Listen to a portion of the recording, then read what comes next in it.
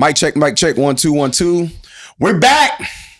Game day weekend, holiday weekend. Our podcast. I'm Big Blood out here. Our podcast reloaded. We back. We got some guests, some homies. This kind of just came together organically, and this is what happens when you just kind of keep a lot of group chats going on at once, and you can just tell people to show up tomorrow, which is basically what we did. So, our podcast, we here. I got my friends. I'll let them do their own introductions, but we got some very talented people in the midst that are doing some pretty cool things. So, like we said, in spades, we always deal with the left. Then we'll start with you and work our way around and end with Cam. Intro, who you are, what you do, a little short elevator intro. Appreciate you. So, Nemika, Nene, Nem for short, executive director and founder of Things That Matter Foundation, nonprofit focused on getting young people to do cool things and finding cool ways to give back. Started Nem and Friends as an event company, a lot like a kind of sample what Marlon does with Everything Ours Media, and I've been like just pulling from him. So do that too, and then do a lot of different things on the side. So yeah, it's me. And then my name's Chase Green. I think I help out some with Everything Ours on the back end, doing some of the Definitely a board member. Some when we go for the IPO, he's gonna be a millionaire. His name on there. Yeah, some of that grunt work. I've been DJing in Columbus probably for about 18 years now. Help curate events, try to get the people of the city a couple cool things to do on their nights that they have free. I'm gonna just keep changing my hat because I think I did buy this when I had some hair, and now Nakan, if you're watching this, I need a new hat, bro. Like this is just keep going. But I'm Marlon. Rich, go ahead. Rich Jones, otherwise known as A6 General, co-founder of Aisle 6 Collective. General. Yeah, I'm just out here having fun with my friends and In conjunction with. like Chase said, putting together cool events to where people can have some long-lasting experiences. That's really about it. Yeah, this episode is gonna be short because Rich is on the shot clock. He was doing some wild stuff yesterday. So how long he's gonna last? That rage tank is on. My bad, Cam. I had to get that out. In case they wonder why we ended in 30 minutes. I'm A6 Cam, also a member of Aisle 6 Collective, as well as a DJ, just a vibe curator, event planner, just a little bit of everything. Should have said that. A lot of creation, a lot of curation, a lot of C's up here. And I'm gonna turn it over to Nim first, and then Cam and Rich, y'all kind of tell me y'all background, similar question, but like things that matter, you know what I'm saying, the events that you host, like kind of how did all of this kind of come into play? Like how do we end up here at this juncture? Yeah, so like quite a skeptic. I'm a pretty to myself person, I say. In school, went to Ohio State, became an alpha, and so kind of with that, Marley knows, kind of like you throw events, throw parties, and I kind of just grew and stayed with it. I stayed with it a little bit. Took a break when I graduated during COVID, and then came back after that. The year after that, they were trying to run homecoming, so kind of took that off, and that went really well. So since then, 22, just got back into the events. I've been doing it for a couple of years now. Things That Matter was like a passion project. It's like a hashtag I used in college to highlight different like figures or different people in the community doing cool things, and they weren't getting highlighted recognition for it. So wanted to try to find a way to pull that into what I do. So when I finally got a job as an engineer, I had more money than I ever knew. So I'm like, how can I do something cool with this? And so we want to incentivize getting young people to give back. A lot of people have tunnel vision, want to get to 60, 50 before they get back. So how can we do it now and make it cool? Because if I got a clothing drive or trash pickup and there's a day party, probably not gonna get those people. So we should do it at the day party. Right. So we try to find ways to make it cool. And it's been really dope. It's been growing really fast. And now we've evolved to throwing yacht parties with some of these guys on here DJing. Some of these guys here helping out with it in the background. And it's been really cool. And it's been dope for me just to see it grow. And then also, like I said, Marlon been I've been like in the corner watching everything he does. So I knew about Marlon before I knew about me. So I just take notes and kind of follow the script. So if you do something wrong, I'll probably do it wrong the next day. So. He rehearsed that. I said that was too good. He rehearsed We that. definitely gonna clip that up for the real. Editing team is a master at editing. We'll have that up tomorrow morning before Said, I'm kickoff. getting back on this podcast. Yeah. Nim's cast. Can you hear me? Yeah. Aisle 6. So I was kind of talking to Chase about it outside. Aisle 6 started with me meeting John, otherwise known as the Dojo. Met him at a random, That's my dog. met him at like a random like Sunday event for Rio. It was like a private party. He was really like the only person who I knew there. I knew him from like hooping and stuff. And so we was kind of just talking. And you know how when you meet people out in these spaces, they be like, oh man, like we got to work. And you never really hear nothing from them. Let's build. Come on. That was like it was like you should be here and let's build was like running the streets into the ground. So I was just telling him, I'm like, well, if you serious, like let's exchange numbers and we can figure out what we can do in like a week. And so we met on a Sunday. Between Sunday and that Saturday, I saw everybody who was in aisle 6 now. Like my cousin Keelan, me and him live together. I see Cam, speak to him almost every day. My friend Merce works for FedEx, so he was dropping off something at my job. Bruh, I see him all the time, Mhm. bruh. Oh yeah, random in the street. He's everywhere. My homie Zave, I had a photo shoot with him, so I told him about it. Am I missing anybody? No. And then there's you. Tyler. JP? Oh, Tyler. Yeah, Tyler. TP. Yeah. I thought we just seen. Yeah, I'd probably just seen Tyler somewhere or talked to him on Instagram. Nah, for real though, we was just telling everybody like, and there are certain people who was told, and we was just saying like, if you can't make the first meeting, like, how are we supposed to, trust you if you can't start? Yeah, if you can't start. And so from there, we were kind of like all in a room, and I'll pass it on to Cam now. Yeah, I remember when Rich had hit me up about the idea of aisle 6 and like what it would kind of be. I kind of just was like, oh, I heard enough. Like I'm with it. Like whatever you want to do, like I'm with it. I've known him forever, so I kind of trusted his creative vision. I got one of my first DJ gigs through him at Eastern Michigan in 2018? No, that was 2019. 2019, Spring ball party. 2019, yeah. Because that's kind of around the time when I first bought equipment, and he hit me up. He's like, yo, you want to do this little college party? I'm like, yeah, sure. Like, let's do it. The plan was to pay him, but then everything got that's a whole nother pod. That's a whole nother pod. There's nothing left. That's a whole nother pod. I just got gas money for you at this point, brother. We need to cut the podcast for a couple of pictures to be inserted up. Yeah, literally clip that in. Understand the energy. But nah, yeah. So I just trusted his creative vision, and I was kind of just with it, and we kind of just slowly started throwing events throughout the city. Started to gain traction. I say it really picked up in like late 2023, early 2024, and then he got into DJing, so it kind of just elevated even more because we were both in these spaces, in these events. Thanks. And since then, it's been history. So very, very grateful for the opportunity to just do stuff with my friends I grew up with. Like we all grew up in the church or playing sports or whatever. So yeah, super, super grateful, super, super blessed. And that to me, like, I think I get a rush out of that. Like I like creating stuff with my homies. Mm-hmm. You know what I'm saying? Some people do stuff for like money. Some people do stuff for like notoriety. Some people do stuff for women or men, whatever their preference is. But like I get like a rush out of like, how can I create things with the homies? And then how do we like kind of like create something that lasts? So like ironically today, is Orange Soda. So like Orange Soda's been around, this is like season 8. So that's something I do with my friends. And so backstory, like the same way, and I appreciate the kind words, I'm gonna give you your flowers back. The same way, like y'all kind of like see who's doing it before y'all, like we kind of look back too. But I think, and Chase, I probably want to hear your thoughts on this. Like this hasn't always been a thing where like, I consider myself like Laker Brown right now. Like I'm on the way out, bro. Like it's cool. People make jokes like, bro, you don't even show up to your own stuff. I say, hey, bro, once the system is in, hey, the plays don't change. You just step in, run a couple go routes, couple back doors, and get your buckets and get on. But it hasn't always been a smooth or really like a willing partnership between like creatives of older and creatives of younger. There's always kind of been like this division and only like collaboration when absolutely necessary. So I think it's on us to like kind of like bridge that gap. And to Nim's point, like the things that y'all are working through, I know I sat down and had a long lunch meeting with Rich one day. It's like, bruh, anything y'all have an idea of, like, I feel like I'm responsible for making sure that y'all can get it done without having to go through some of the hurdles that we have gone through. So Chase, touch on just like kind of like the history of like the old and the new kind of clash, and then kind of like what we try to build working with these guys here and even some people who aren't in the room right now.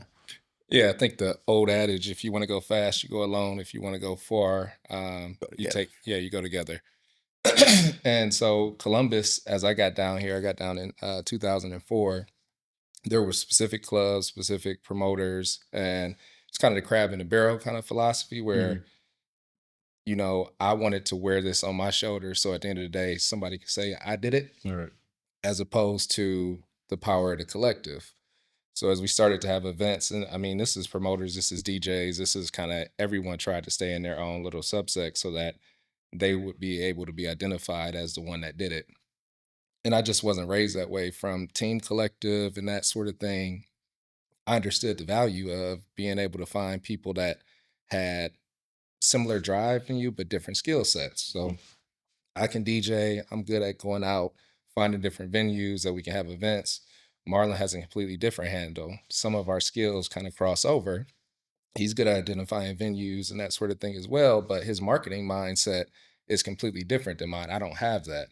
So as you look at your friends and you identify some of these things where there's a crossover, finding those people that have different skill sets that you can learn from. I've learned quite a bit of marketing from Marlon, just what he does and how he handles his business.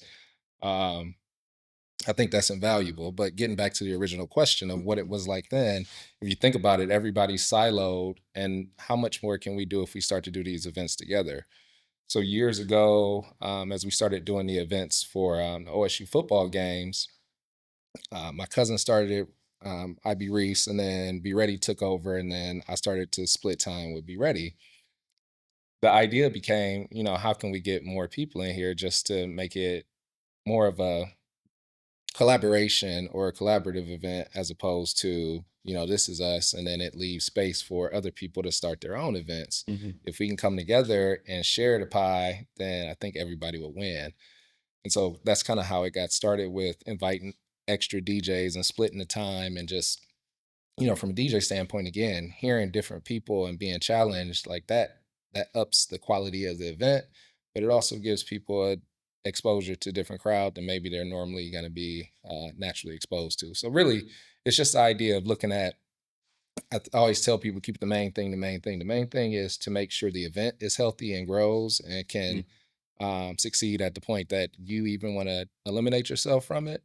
And the best way to do that is to invite as many ideas and many talented people as you can, and to take in their input, get their skills, like, with A6. And I mean, one of the first events I remember you doing was one of the football Saturdays, and just providing opportunity. That's it. Just collaboration. Yeah, so I think the message, and I want other people to kind of hear this because I see this in other circles where people kind of are quick to like put the barrier up and be like, I want to keep this to me, mine, and my people, and that just creates like a lot of unnecessary tension. I do believe in healthy gatekeeping. We'll touch on that here in a second, but I think the energy that you putting into like keeping people out, you would probably benefit more from figuring out how you can work collectively together, like amongst a group when it makes sense. You know what I'm saying? Not to say that we work on everything together, but like I try to like ebb and flow so that I'm not stepping on any toes, and that if there's an opportunity for me to support y'all, that's what I'm gonna do. So let's get into a spicy topic. Pet peeves at events. Go. Man, I mean, I think the easy one is phone calls that I get from people I ain't heard from in months, years, ever, and talking about, can I get in, is probably about the biggest one. As y'all know, I mean, I'm a mumbler. There might be bouncing words on this after we get this done, but like trying to talk to somebody in a party and like, like this, trying to talk to someone in a party and then like trying to get them in, and they like, we've already worked out the whole plan with security, with people at the door, like, I'm not gonna be there, so we don't have this issue. Like, it caused a whole issue, and like people don't think about it, don't care about it, they just want to get in. So that's like by far the biggest one. I think my second one is kind of for myself. I really hate when I don't get to events on time.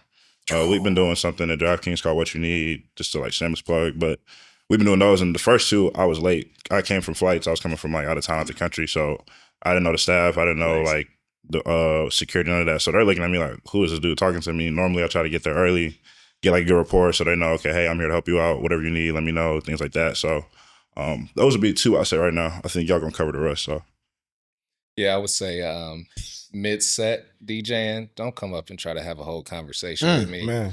Don't ask me anything. Like the way that we run now, gonna we go usually last. rotate in about 30-minute sets. So if you wait 29 more minutes, Literally. feasibly at worst, we Literally. can have that conversation. We can have this and conversation. We can get through it. Showing up empty-handed too, no drink. Yeah, no. And it's probably not nothing even important. They talking about, this party going crazy. Like, bro. It's always nonsense. It's see always it. nonsense. How you been? Literally. And then the other one is, this is a smaller one, like a grown man that I don't really know coming up, and they see alcohol and asking for something. Like, man, go to the bar, bro. I'm really gonna go last. Get out of my face, man. What's happening? Like, what are you doing? You don't have no pride. No pride. Yeah, like it's like nah, fam, move around. To stay on the DJ side of just like conversation, a big pet peeve of mine is when like I don't mind song requests, but when you come to me and you don't know what song you want or like artist or something like that, You're wasting that's time. like, yeah, you wasting my time. Like, oh, do you take requests? Yeah. So what do you want? I don't know. Like, bro, like what'd you come up here for? Like, what was the request? And Like, he probably waded through the crowd to get to the literally. DJ booth. Or I might have played that artist or that said song probably 10 minutes ago and you wasn't paying attention. You know what I But mean? let's also pause there. When they ask for a request, and you be like, bet I got you, and then they just sit there and wait. And be like, bro, I'm not about to play this It's next. not next. Like, Like, bro. you gonna get worked in, maybe, but like, please, yeah. please, this is getting awkward. So nah, that's one of my biggest pet peeves. I think y'all kind of covered more of them, or a lot of them, just to feed off of both of y'all's points. The one that I really don't like is when, let's say, an event is 10 to 2, somebody calling at 12:30 to try to get in. I feel like facts. And again, I've told my friend group this. I'm like, bro, I'm not asking y'all to be the first person there, but at least try to get there within the hour, just so you know, right? Like, obviously, it's gonna get like crazy in here. So it's like, if I could try to help y'all out prior to that, then I will. But like, at some point, I'm gonna have to DJ and have to start focusing in and locking in on what I'm really doing. So it's like, you're expecting me to pause the music, go find somebody, go get you from the door, and then go back. Like, that's not really how things work. I'm at work.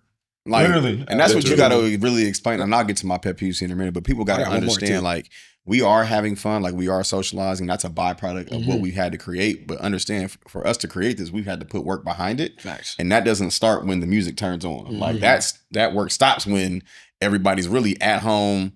Drop the safe, you know how we do in the chat, drop the home emoji, everybody's made it home. That's when the night ends. And so, to your point, people make it about them. And I tell people, like, well, what if I came to your job and was like, hey, bro, I'm outside. And you like, well, I'm on the Zoom. And I say, hey, well, bro, just come get me real quick.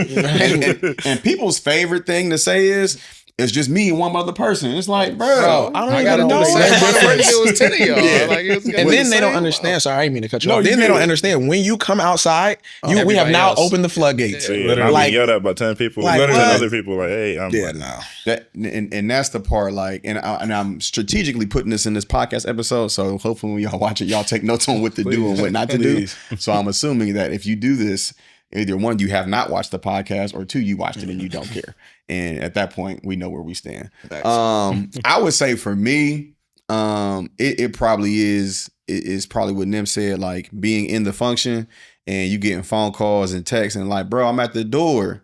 And it's like, and shout out to my guy, Zach Bundles. I don't know if y'all all know Zach. Zach is, bruh, the 30 for 30 on Zach is probably going to be longer than the Jordan documentary. It's just going digital. Yeah. Zach told me a long time ago, he was like, man, all you can do is create an opportunity for people to, you know, receive a benefit. He's like, if they don't want to operate within the confines or what requires to do that benefit, you know what I'm saying, then you can't help them. So if I tell you, be here by 11:30 to get in free, I'm giving you a benefit, but it does have, you know what I'm saying, this contingency attached upon it. The same way, buy one, get one free. Well, you got to buy the first one and we'll give you the second one free. Yeah. When you choose to operate outside of that, you know, contingency, then at that point it's on you. Like you've made your decision. Made a choice. So don't come to me with that. So and I know I'm jinxing myself. It's gonna happen tonight, and it always happens at Forum the worst. Like I'll be on stage at Forum, and people be like, "Hey man, come get me." And I really don't check my phone because I'm in front of everybody, but I'll look at it just to be like, just I got kids and all that stuff, so just in case.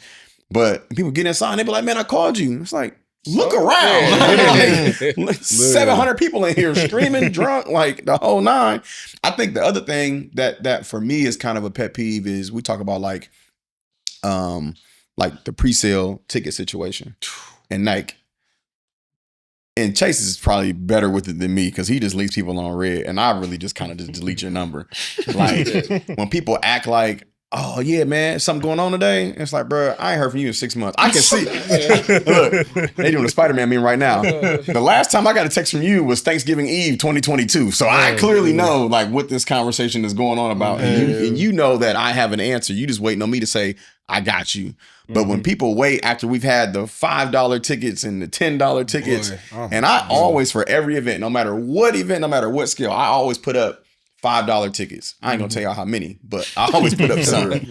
And people would be like, "Oh man, but the tickets is 25, the tickets is 30." I said, "But bruh, for 5 weeks or 4 weeks or 3 weeks, you could have got a $10 ticket, a $5 ticket, a $15 ticket." Shout out to my dude Keith in Texas. He told me a long time ago. He said, "Whenever your events come through," he said, "I just buy a $5 or a $10 ticket, even if I don't know I can make it." He's like, "Because at the end of the day, if I lose, if I don't go, I'm out of $5 or $10. But if I do go, I'm ahead of the curve, and I stop myself from getting spanked." So just some event etiquette 101 that I want us to make sure that we cover here while we got all these folks, because we got a lot of stuff going on this weekend. We'll do some drops, which probably won't matter till after the show, but we'll do, unless Rizzo, can we get this up tomorrow? No. Okay. Rizzo said no. All right. Rizzo hesitate. Nah. This ain't 24-hour podcast, fool. Like, this ain't how this work. We'll let still folks do some drops, but just so you guys can know, like we really do work and we value, and we're doing this work for you as people. I would say the next question I would pose to the group is kind of like, what is probably like your favorite or like the byproduct that you like to see of like having these opportunities to create, or why do you keep creating? Let's start with Chase first. Yeah, I mean, the idea to create is, I know I don't want or had a desire to go out in the same way that I used to when I was a little bit younger, but some of that was built around, there wasn't things that I really wanted to go to as far as I was concerned. So if you think about just creating opportunity, and there's people that are within my age group, age demographic, some older, some younger, that are looking for the same thing, and the time that we've had, the experience that we built, the relationships that we've built have allowed us to get into some of these spaces and have these events. It's kind of like just your civic duty to be able to, create something where people can go, know they're going to be safe, because the crowd that we market to and that we reach out to is usually well-to-do people that got shit to do on Monday. So if we having a Sunday function, they want to go have fun and go home. And I think some of that and that cultivation is important, because I mean, every now and then you want to let your hair down and go have a good time, and just having the capability to do that, I think, helps the city out from a perspective standpoint. When people come and they have a good time, if for people that aren't from Ohio, whenever they think, or I tell them I'm from Ohio, like, oh, it's a cow town. Like, nah.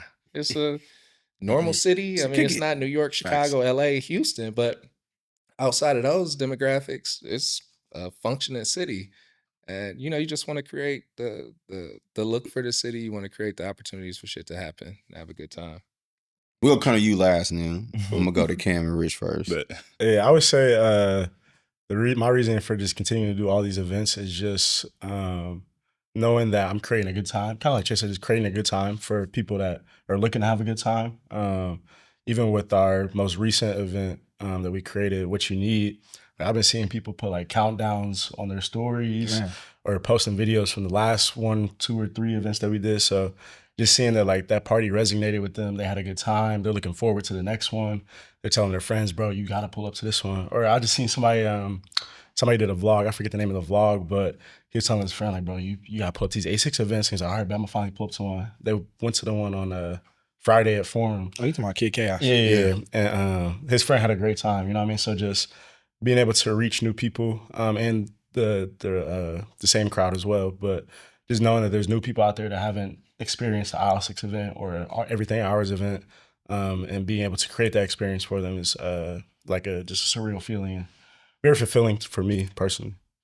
For me, I like, 2 things. One, I enjoy the process of, having an idea and then actually being able to like see it come to life. Yes. It's very fulfilling for me, like not in it for the money or anything, because we was probably gonna make some money anyways. in terms of like our everyday jobs and just these other things that we're into. But just being able to sit here and be like, okay, we want this to look like this, feel like this, or smell like this, et cetera, et cetera.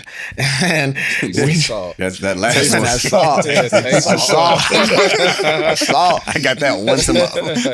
But reeling it back in, good. being able to have something, you know, and bring it to life, and then people like respect it, and then they want to come back. Like one of my favorite things to do is after an event, I'll go through the stories and I'll just listen to the music that was played.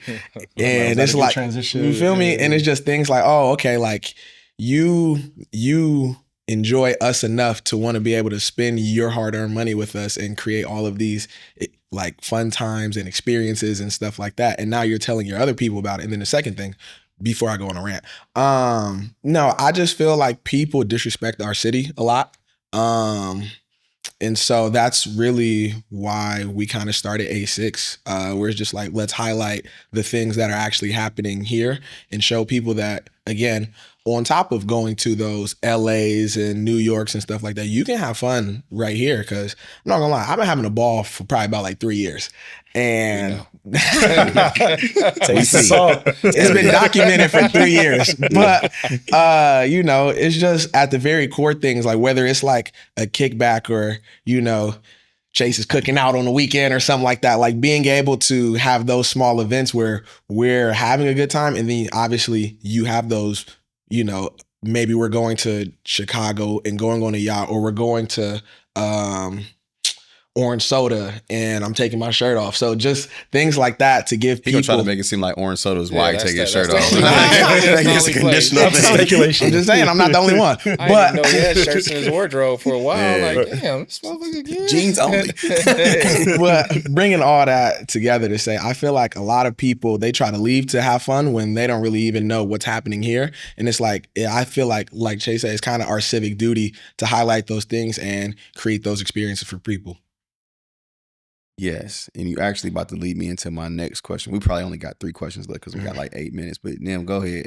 I'm glad we on the same wavelength. Yeah, I'll go really quick on a pivot. So you talked about people playing music that you see on the stories. Mhm. So for like y'all three, I will say there's been times where like I'll record the floor just to hear the song, the transition y'all did. Mhm. Or, like to play the song y'all play. I'm I'm like, crying. that's crazy they did this. So like, and now I'm just like going back, okay, I can add this to my music, da-da-da. So I gotta give y'all flowers on You that. can't get the post, nothing. I had to process record the floor. I'm like, Get what are you no talking credit. about? No, You talking about some? yeah, no, it literally like look like I'm on my phone just Then about to pop Alright, up cool. with some DJ Man, equipment. so I've been waiting for this. Shutting everybody I down. got a year archives. I've been on my waiting, phone. I've been in the shadows. But nah. It's Bane. But yeah, y'all covered most things. I would say in addition to one big thing for me, so like with things that matter, one of the big things is like really finding a way to make philanthropy fun. Giving back was always something I liked just because I feel like instilled from my parents, things like that. But now it's like, okay, how can I inspire people to want to do that too? And how can I make it like attractive? It's kind of like what you do with the Run Club. How do you make being healthy like cool? How do you make it fun? And like the Run Club's taking off that quick. So Crazy. kudos there. But Got an answer, but we can't put it on camera. no, you're good. But He's crazy. so that's a big thing for me. And then I got to give a shout out to my parents. They're super duper involved in their different orgs and at work and outside their jobs. And so I think just watching them growing up, I was like, okay, I shouldn't ever really be sitting still doing nothing. So just try to find different ways to find different things to do. And it's, I think it's been going well. And I've made some great relationships. Like I said, I know Marlon, like I said, I went from not talking to you much to I can blow you up and say, I'm sending you a voice message whenever. I feel like I talked to Rich and Cam a Too lot. much. I called you like 6 I talked to you times 6 yesterday. times yesterday. Yeah. So talk to him all the time. Anytime I see Chase, like we had no conversation. I know we were in Saturn's one time. We had like a 20-minute convo. Just kind of Music hearing his blasting. story. Yeah, but it was cool. And he wasn't playing. He wasn't DJing. He wasn't DJing. That's what's cool. Yeah. It was not DJing. Y'all heard Yeah, that. so it's been worthwhile for a lot of different reasons, I say. I was gonna do my questions in a different order, but I'll come back to them. But and what? And I asked this to Chuck and Rico. Rico owns Love and a couple other spots out in Cincinnati. But what role has travel played in like influencing the experiences you try to create? Super heavy for aisle 6 for sure. I feel like early on we were kind of trying to like we drew inspiration from like different groups like ASAP and Odd Future and some stuff going down in Atlanta as well. So just trying to figure out like how we can take all this inspiration and make it unique and personable to us, and how can we present that to a crowd in Columbus that they'll be able to like understand what we're trying to present to them, if that makes sense. You know what I mean? Because like you said, it's not a big city like a LA, Atlanta, New York, or whatever. So it's like, how can we take what these big cities do and put our own little sauce, our own little flavor onto it, and then make it like a Columbus thing now? So travel is definitely a big influence. I feel like A6 was able to do that early on, so we kind of were like ahead of the curve in that aspect of it. Think about it like if you think about it like a corporation or a company, often you see the end result, but you don't understand where the start is. Mhm. You think about computers, and if I ask you who makes the best computer products, a lot of people will say Apple, but they weren't the inventor of a computer. They just built a product, a brand loyalty through making things simple, making things easily accessible within their Mhm. field. I think that's probably Apple's biggest proposition that they offer when you get a product. And I kind of assimilate that to the conversation of, what events and what did time in different cities and seeing how things are going is like we weren't the first people to do parties, but there are a lot of inspirations that you have when you specifically going to Cincinnati and seeing how Rico's running around. Um, and the intention behind each of his movements was something that inspired me specifically. Yeah.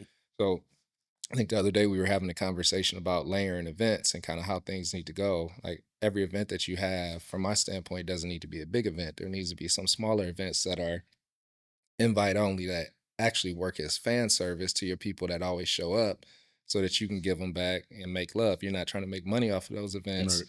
but you're trying to show them that your presence matters to me and this is how I display it to you. So that sort of thing, having those extra touches that are special and cultivating this kind of ecosystem of what's going on. So it's the events, it's the places that you have them, it's the people that you have them with, and kind of making all that coalesce. He said extra touches, and I ain't know where he was about to go. So Yeah. I was like, I mean, he said make love. That's I was that like, type of vibe. put the two AMA on the podcast. It's Freaky Chase. Freaky Chase.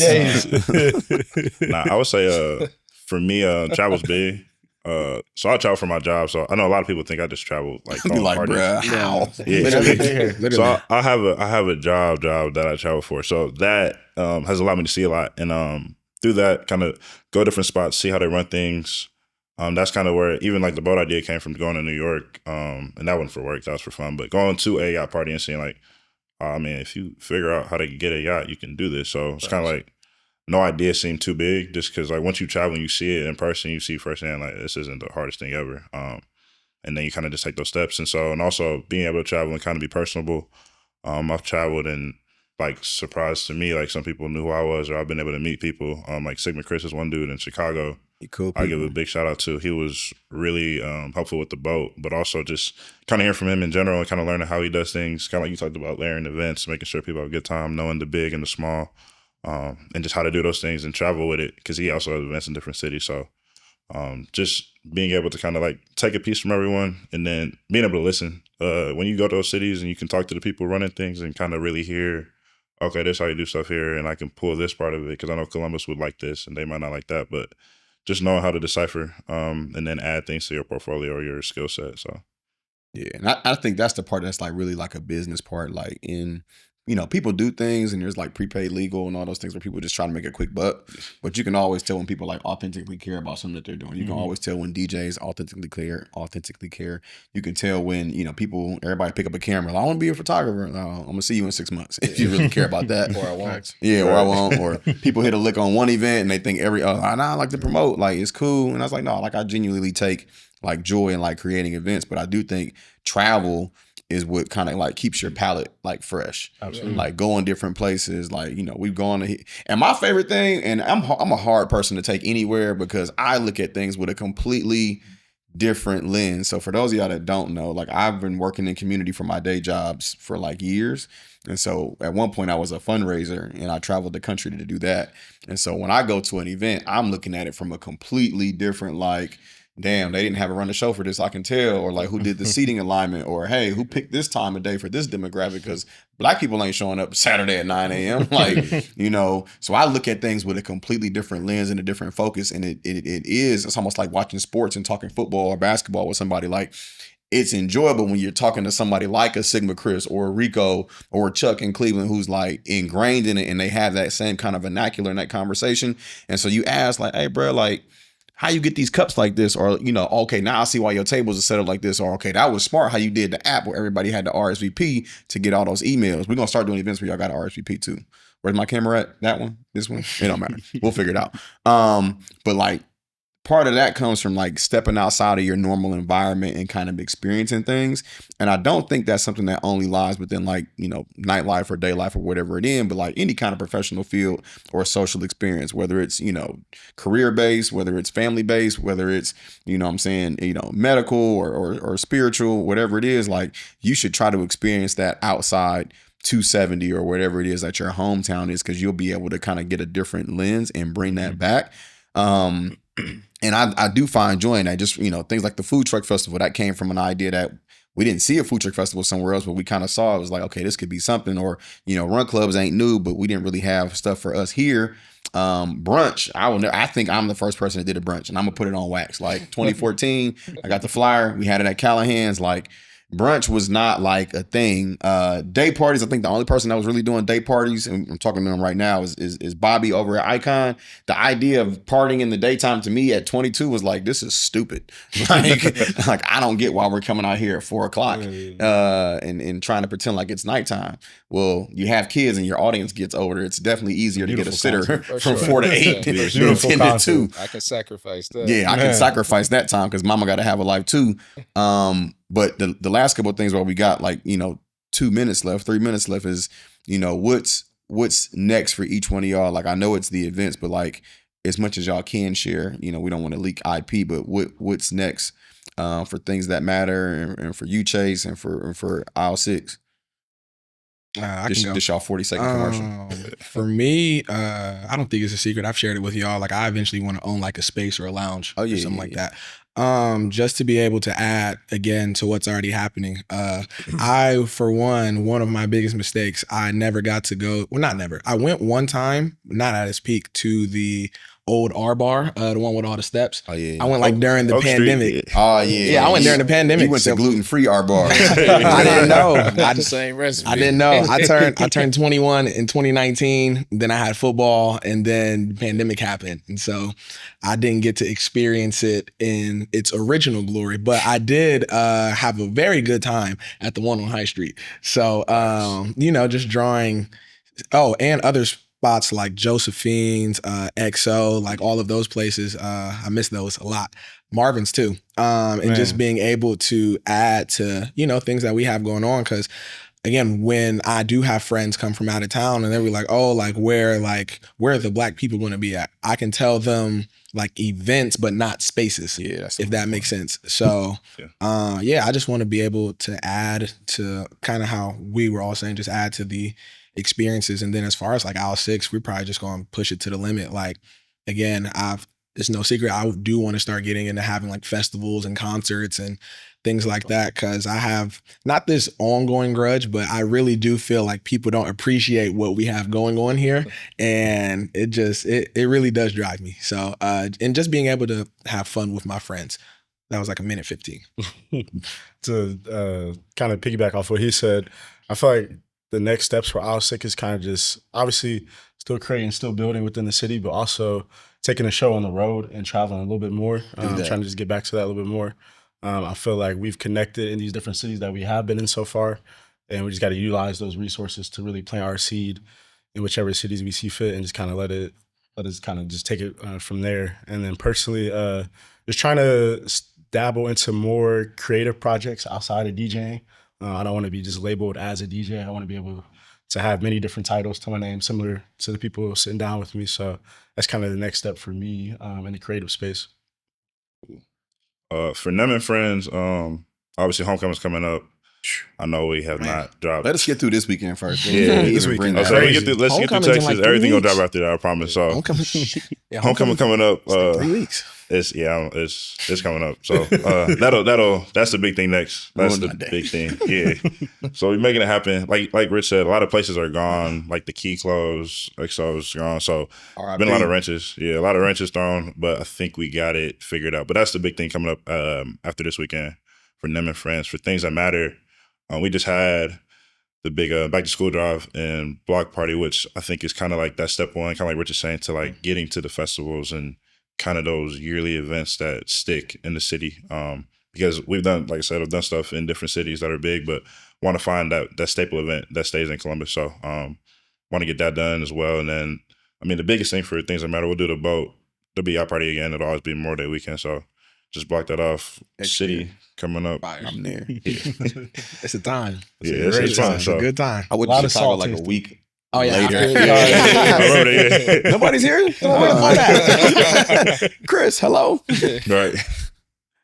No, for me on my end, it's that Laker LeBron reference by you is probably the most accurate. The things that I want to do are smaller, they're curated. There's intent behind them, and then just being a resource to any of these guys or any of the other DJs that are around to be able to ask questions, make connections with different venues. It's when I'm out because I enjoy DJing. Most oftentimes you don't see me out that much otherwise. Chase be at the house with his real glasses on. You gotta see Chase's real glasses. Jesus Christ. Rag going too. Can't see anything. We went out of town one time and he came out and said, bruh, you drove us here. You thought it was a game. This man can't see. No, not at all. But that's it, man. Just smaller. Just trying to pass the torch. It's cool because these guys are doing the game days now, and that migration and just knowing that it's gonna be in good hands is one of those things that's really cool to be able to see it. My favorite thing of the year is the video of your dad dancing with you at your birthday party. Big Rich was lit. And from background, his dad, Big Rich, was one of the people that helped me when I started DJing, and now him clocking in and going and watching that joy that was occurring right there. That's one of my favorite things I've seen all year. Yeah, that's definitely probably ESPN top 10 moment. Oh, for but sure. Probably your birthday last year at Orange Soda at Scully's was probably crazy. I was like, this DJing boy. His dad is like about to cry on stage. Like, this is lit. I'm gonna get us out of here, Rizzo. I think, and I wasn't even gonna answer this question, but I just kind of think like, again, I'm on that Jerry Rice on the Seahawks kind of like time. Like, I'm still out here. That man Braid start back here. 6 catches, 58 yards, and a touchdown. But it's just gonna look differently. You know what I'm saying? I think what we're transitioning from is like, we started as, y'all will never know about this, but we started as like level 3 entertainment, which is really just parties, and then we did like Marlon Anthony events, which is really still events but at a greater scale. And I think now with us building like EOM, I think what we're really trying to emphasize is like, how do we kind of create this ecosystem where everything supports everything? So like where the content that we're creating right now has a platform to live, where these events that not just, MAE has, but like all of our friends have an opportunity to have platforms where their content's being shared, their events are being shared.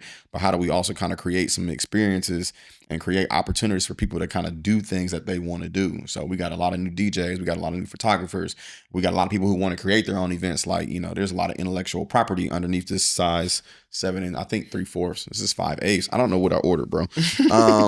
Hat. But, I'm not gonna be out here dribbling this ball, shooting jump shots forever. So how to create something that's scalable, that can live on structure. And y'all know, like, it was funny because Moo and Ease, my dude Corey, they said the same thing to me. They was like, "Are you going to these events?" I said, "Bro, I promise you, I'm gonna be at these events this weekend." Like, I'm outside very much like less because my priorities have changed, but my passion for creating has not. And so creating something that will allow other people to flourish in their endeavors and still allow me to get back to the game is really what I'm focused on right now. So with that, I bid y'all farewell. I appreciate you boys stopping through. We're going to get some grub on me. And this is our podcast. Over and out. Rizzo, we made it.